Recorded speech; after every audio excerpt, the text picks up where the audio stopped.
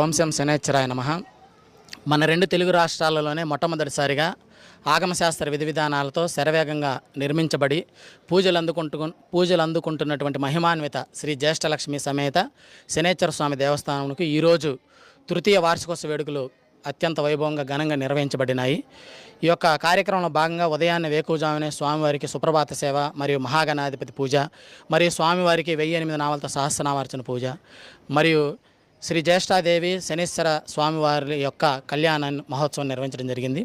అంతేకాకుండా తదుపరి ఆదిత్యాది నవగ్రహ హోమం, లక్ష్మీ గణపతి హోమం, మహాలక్ష్మి హోమం, సుదర్శన హోమం, రుద్ర హోమాన్ని కూడా నిర్వహించడం జరిగింది. ఈ యొక్క హోమాల్లో ముఖ్యంగా ఈ లోక కళ్యాణాన్ని కాంక్షించి స్వామివారి అనుగ్రహం అందరి మీద సర్వకాల సర్వావస్థలందు ఉండాలని చెప్పేసి కోరి శనిదేవుడికి 190 సార్లు హోమ హవిస్సులు కూడా ఇవ్వడం జరిగింది. అంతేకాకుండా ఈరోజు వార్షికోత్సవ వేడుకల్లో భాగంగా ఇక్కడికి దేవాలయం వద్దకు ఇచ్చేసిన భక్తులందరూ కూడా భారీగా అన్నదాన కార్యక్రమం కూడా ఏర్పాటు చేయడం జరిగింది. ఈ యొక్క కార్యక్రమానికి ఈరోజు ఉభయదాతలుగా ఉన్నటువంటి వారు ముక్కులకుల గోత్ర వంశస్థులు రొడ్డ సీతారామరెడ్డి, ధర్వపతిని విజయలక్ష్మి గారు, వారి యొక్క కుమారుడు హర్షవర్ధన్ రెడ్డి, కుమార్తె స్నేహలతారెడ్డిలు ఈరోజు అన్నదాన కార్యక్రమంకు ఉభయదాతలుగా ఉన్నారు. వారికి వారి కుటుంబానికి శ్రీ జ్యేష్ఠలక్ష్మి సమేత శనేశ్వర స్వామి వారు ఆయురారోగ్య అష్టైశ్వర్యాలు ఇవ్వాలని చెప్పేసి మనస్ఫూర్తిగా కోరుకుంటూ ఉన్నాం. అయితే ఈ యొక్క ఆలయం అనేటువంటిది మన రెండు తెలుగు రాష్ట్రాల్లో కూడా, అంటే మన రెండు తెలుగు రాష్ట్రాల్లో ఎక్కడ శనీశ్వర ఆలయాలు ఉన్నాయనంటే వేల మీద లెక్క పెట్టుకోవాలి. అటువంటి ఆలయాల్లో కూడా అమ్మవారితో కూడుకున్నటువంటి ఆలయం మన దేశం మొత్తంలో కూడా చాలా అత్యంత అరుదుగా ఉన్నాయి. మొట్టమొదటిది ఏంటంటే మనకి తమిళనాడులో తిరునల్లారులో ఉంది. తర్వాత మన వినుకొండ పట్టణంలో జ్యేష్ఠాదేవితో కూడుకున్నటువంటి శనేశ్వర స్వామివారు ఉన్నారు. అయితే ఈ జ్యేష్ఠాదేవితో కూడుకున్నటువంటి శనేశ్వర స్వామివారిని దర్శించి స్వామివారికి అభిషేకం చేసి ఇక్కడ ఉన్నటువంటి స్వామివారిని కొలిసినట్లు అయితే అనేకమైనటువంటి మనం అనుకున్నటువంటి పనులు సక్రమం కాలంలో పూర్తి అవ్వటం. అంతేకాకుండా ఇప్పుడున్నటువంటి ఈ మార్చి 29వ తారీఖు నుంచి ధనురాశి వాళ్ళకి అర్ధాష్టమ శని ఉంది. తర్వాత కుంభరాశి వాళ్ళకి, మేషరాశి వారికి, ఇక కుంభరాశి వారికి, మేషరాశి వారికి, వీరికి వచ్చేసరికి ఏలినాటి శని దోషం ఉంది. దాంతోపాటుగా సింహరాశి వాళ్ళకి అష్టమ శని దోషం ఉంది. కన్యారాశి వాళ్ళకి కంటక శని దోషం ఉంది. సో మన జాతక చక్రంలో కూడా 12 రాశులు ఉంటే ఈ సగం మంది అంటే 6 రాశుల వారు ఎప్పుడు కూడా శని దోషాలతో ఇబ్బందులు పడుతూ ఉంటారు. శనిదేవుని యొక్క ఆగ్రహానికి గురవుతూ ఉంటారు. కాబట్టి జాతక చక్రంలో కానీ ఈ యొక్క సృష్టి క్రమంలో కానీ శనిదేవుడి యొక్క ప్రాధాన్యత అత్యంత విశేషంగా చెప్పుకోదగింది. అంతేకాకుండా కలియుగానికి రాజు శనిదేవుడు, మంత్రులు వచ్చేసరికి రాహుకేతులు. రాజుని వదిలేసి మిగతా వాళ్ళందరినీ మనం కొలుస్తూ ఉన్నాం.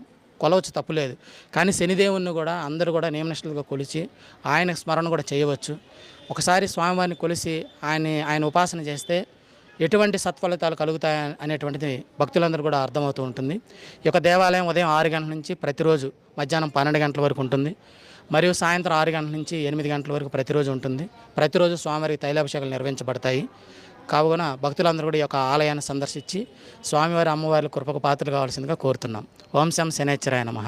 నమస్తే అండి, మీ పేరు? నా పేరు రఘురామ్ అండి. మీరు ఎక్కడి నుంచి వచ్చారండి? మేము ఇక్కడ పోర్ట్లూరు నుండి వచ్చామండి. ఓకే, ఈ ఆలయానికి మీరు వస్తూ ఉన్నారు కదా, ఇక్కడ ఉన్న విశిష్టతలు ఏంటి? ఇక్కడ శ్రీ జ్యేష్ఠలక్ష్మి సమేత శ్రీ శనేశ్వర స్వామి దేవస్థానం ఇది. ఇక్కడ స్వామివారు బాగా మహిమగలుగా ఉంటారు. స్వామివారు వచ్చేసరికి 7 అడుగుల విగ్రహంగా ప్రతిష్ఠించారు.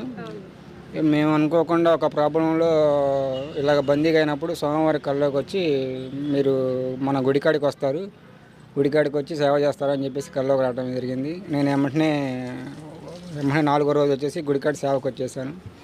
ఇంకోటి వచ్చేసరికి మా అమ్మగారికి అన్ఎక్స్పెక్టెడ్గా ఇక్కడే టెంపుల్లోనే సేవ చేస్తూ ఉండగా కొంచెం టెంపుల్ కాంచి ఇంటికి లేట్గా వెళ్ళేసరికి మా అమ్మగారు అనారోగ్యంతో ఇంటికాడ ఉన్నారు.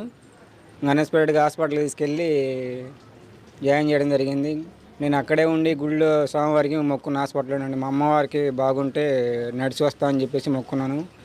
మా అమ్మవారు చిన్నగా వారం కోలుకుంటా రావడం జరిగింది. నేను 7 వారాల నుంచి మా పోర్ట్లూరు నుంచి శనేశ్వర దేవస్థానం వరకు నడుచుకుంటూ వచ్చాను.